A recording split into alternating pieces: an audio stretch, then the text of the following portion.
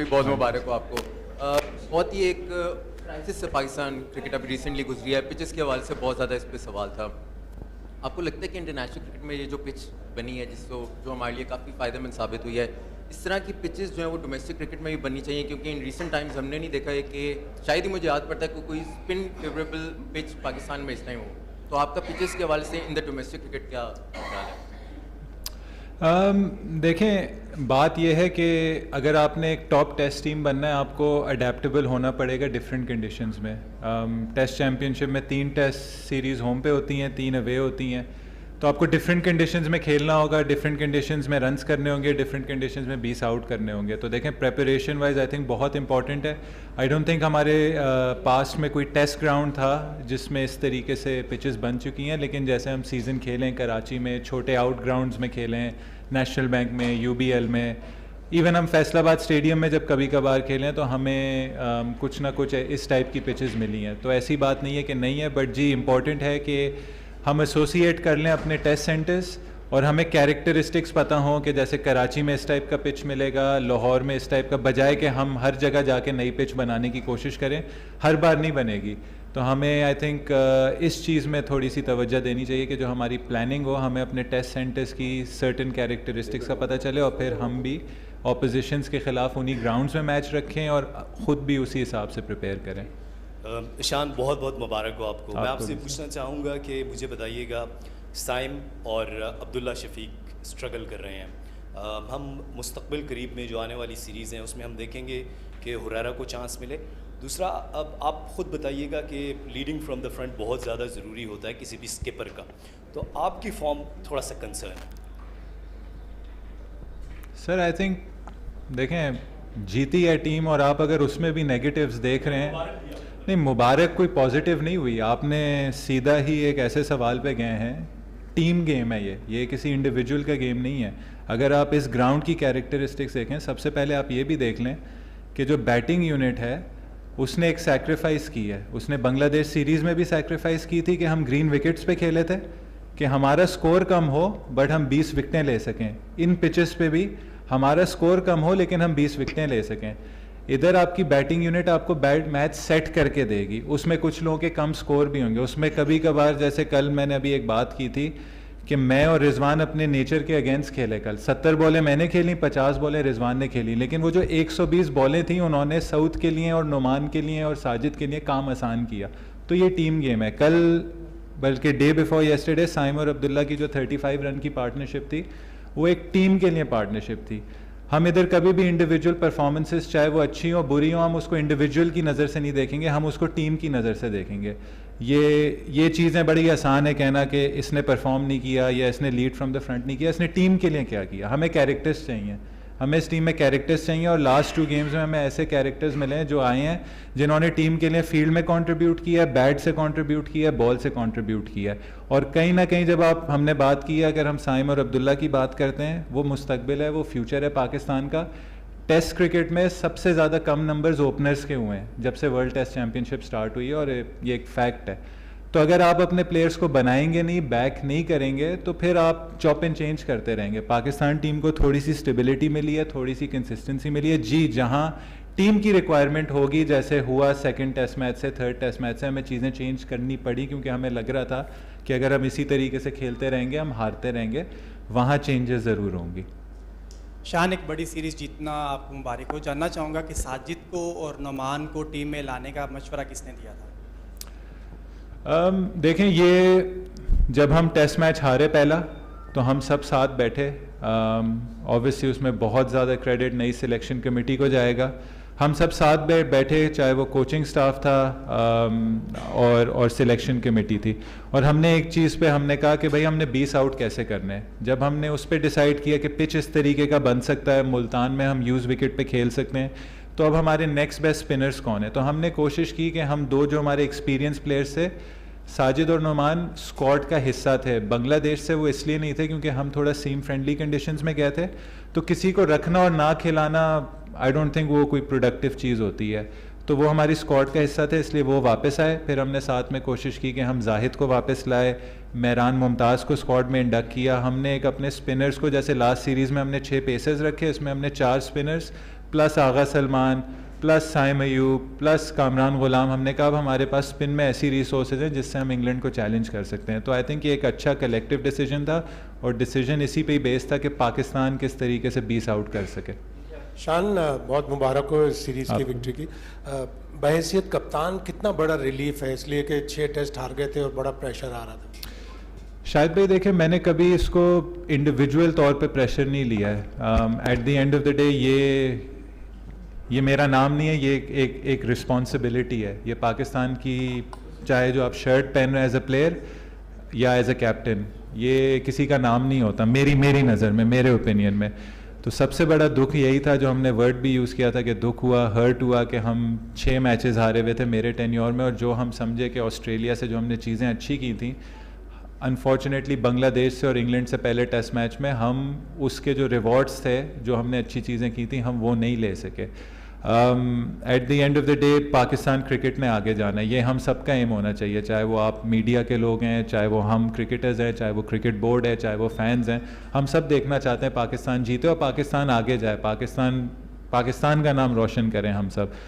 तो ऑब्वियसली वो चीज़ थी जिसमें काफ़ी पेनफुल थी, बट देखें जिस तरीके से लोगों ने रिस्पॉन्ड किया, जिस तरीके से मैनेजमेंट ने, सिलेक्टर्स ने, टीम ने इस केओस में रिस्पॉन्ड किया, आई थिंक ये सबसे बड़ी कैरेक्टरिस्टिक है। और हम सबको इसमें होना चाहिए, थोड़ी सी हमदर्दी दिखानी चाहिए कि भाई जब मुश्किल वक्त होते हैं तब हमें एक दूसरे का साथ देना चाहिए और हमें पुश करना चाहिए कि हम रिज़ल्ट निकालें, जो इस वक्त में हमने एक दूसरे को पुश किया और इवेंचुअली पाकिस्तान के लिए एक बहुत अच्छा रिज़ल्ट आया।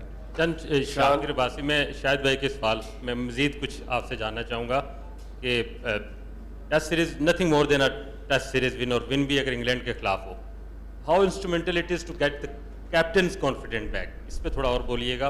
और मुल्तान के पहले टेस्ट की विकेट और पिंडी की ये विकेट 2 एक्सट्रीम है, वो एक एक्सट्रीम थी, ये एक एक्सट्रीम है, तो ये दोनों विकेट के दरमियान में भी कुछ ऐसा प्लान किया जा सकता है जिससे टेस्ट मैच 2 दिन में ख़त्म होने के बजाय 4 दिन 5 दिन तक जाए, इस पे क्या कहेंगे?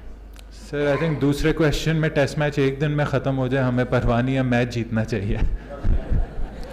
और पहला जो सवाल था, देखें मैं फिर बोल रहा हूँ कि इसमें कोई कैप्टनसी कॉन्फिडेंस नहीं है, मेरी ये एक रिस्पॉन्सिबिलिटी है, और जब ये रिस्पॉन्सिबिलिटी मिलती है इसमें आपके ऊपर बहुत सारी छोटी रिस्पॉन्सिबिलिटीज़ होती हैं, चाहे वो सिलेक्शन में सही तरीके से सिलेक्शन करनी है, सही डिसीजंस लेने, हर चीज़ ईमानदारी से करनी है। आई थिंक ये पाकिस्तान की टीम है और मुझे सिर्फ ये हर्ट होता है कि अगर at the end of the day हमारा मुल्क मैच हारता है, वो चाहे एज अ प्लेयर हो चाहे एज अ कैप्टन हो, वो चीज़ हर्ट कर रही थी। बाकी तो इसको मैंने हमेशा एक बहुत बड़ा ऑनर है, आई डोंट थिंक इससे बड़ा ऑनर किसी को मिल सकता है, बट रिस्पॉन्सिबिलिटी से कोशिश ये है कि ये जो सीट है इसको जस्टिस करें, जो इसकी डिमांड है वो पूरी करें। शान, दिस इज़ जाहिद फ़ारूक मलिक, समा टीवी से। हमने देखा हमेशा से जो हार होती है यतीम होती है और जीत के बहुत सारे बाप होते हैं। बांग्लादेश के साथ हारने के बाद बहुत बड़ी जीत है, अगर हिस्ट्री में देखा जाएगा, लिखा जाएगा, इंग्लैंड को हराना। तजर्बे सारे आपने कर लिए जो आपने करने थे, फास्ट पिचेस बना के। अब ये एडवांटेजेस आपके पास ख़त्म हो गए हैं, क्योंकि अगली सीरीज़ सारी जो है वो आपकी अवे सीरीज़ हैं। जो आपकी परफॉर्मेंस रही है, डेफिनेटली साउथ अफ्रीका भी उसको देखेगा, ऑस्ट्रेलिया भी उसको देखेगा, कहाँ पे आप फंसते हैं, सीखा क्या है इन 3-4 सीरीज़ से, जब बड़े मैचेस ऑस्ट्रेलिया के साथ और साउथ अफ्रीका के साथ भी होने जा रहे हैं। सर इंग्लैंड छोटी टीम है सर तो होम ग्राउंड में इंग्लैंड छोटी टीम तो नहीं है ना। आई थिंक थोड़ा सा ये ऑपोजिशन की तरफ डिसरिस्पेक्टफुल है। बात यह है कि आप जिधर खेलना है आपने उस कंडीशंस के हिसाब से एडजस्ट करना है। अगर आप स्पिन कंडीशंस की बात करें तो हमारे प्लेयर्स भी पहली बार होम कंडीशंस में स्पिन कंडीशंस में खेल रहे थे, तो हमें इस बात की दाद देनी चाहिए अपनी टीम को कि हमारे लिए ये नई चीज़ थी और हमने दूसरी टीम से बेहतर रिस्पॉन्स दिया।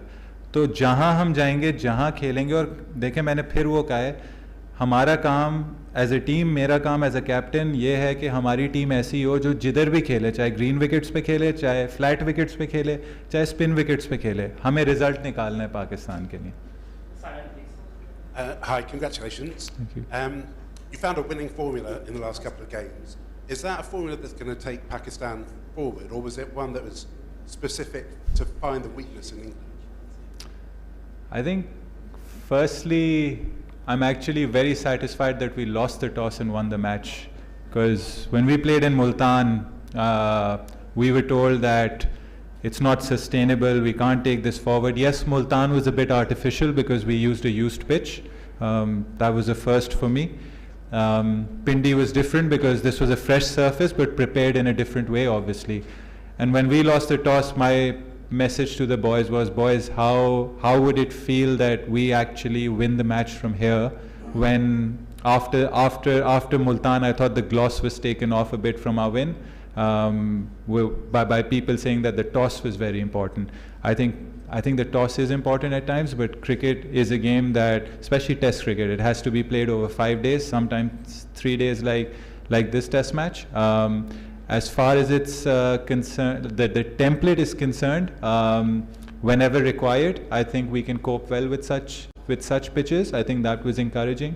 Like I said in my last to the last question in Urdu, that we ourselves haven't played on these wickets ever in Pakistan in our Test ground. So for us to come up with something with bat and ball and in the field and respond to conditions that were alien to us as well, that's very heartening. But look, the challenge is, if you want to fight for trophies, if you want to be one of the top teams in the world, you have to learn how to play in all conditions, whether that's England, whether that's Australia, whether that's green beds, whether that's flat wickets or spin wickets. So the basics of the game never change, and the challenge to the team will always be that find a way to win. There was obviously, when you talk about finding a way to win on different surfaces, and England failed to do that in this series. Given how well their batters played in the first match, were you surprised at all at how badly they struggled in that? Look, I think the conditions were challenging. I wouldn't say that it was a complete struggle. Sometimes the scorecard isn't a true reflection. I think if you look at England in the first innings, they probably got, I felt that they probably got about 40 runs over par, 40, 50 runs over par. That partnership from Smith and Atkinson, and that just shows the depth in their team. You can look at their India series as well and say they lost 4-1, but when you see the series ball to ball, game by game, England stayed in the match for longer periods. So I think for them it's about finding those crunch moments and winning it. I mean, yesterday if let's say South hadn't scored that 100 or they'd cleaned the tail out, they would have been in front position. In Multan, when Salman Agha was dropped twice, England were in a decent position. So they're not far off. I think they're still a pretty challenging team. I think they're one of the best teams in the world. And sometimes scorecards can be a bad reflection of how good actually you are. I appreciate it's I appreciate it's a couple of months away, but could I just get you to throw forward to that South Africa series, which is obviously going to be different conditions, and sort of how you see everything fitting together? Obviously, you rely on your seamers a bit more, and the spinners will be playing a different role on different surfaces. Look, I think in looking at the Australia series, it's a white ball series, yes, but I think it can give the guys some good challenges to bouncier conditions that you might get in South Africa. The side Australia's name, they've got Cummins, they've got Stark, they've got Hazelwood. I think a lot of the batsmen from the Test side and around the Test squad are going to be part of that one-day side. And we've been to South Africa in 2019, where a lot of these current players that are playing for Pakistan have been there. So again, the challenge will be completely different, and for us it's about making sure we pick 20 wickets and we back it up with the bat by scoring the required runs. Sean, congratulations. Thank you. Jason spoke to us before this game and said that maybe some of the decisions that were taken over the past couple of weeks weren't the job that he's signed up for. How do you guys all come together, both in the next 4 Test matches that you're playing and longer term, to make sure you build on this?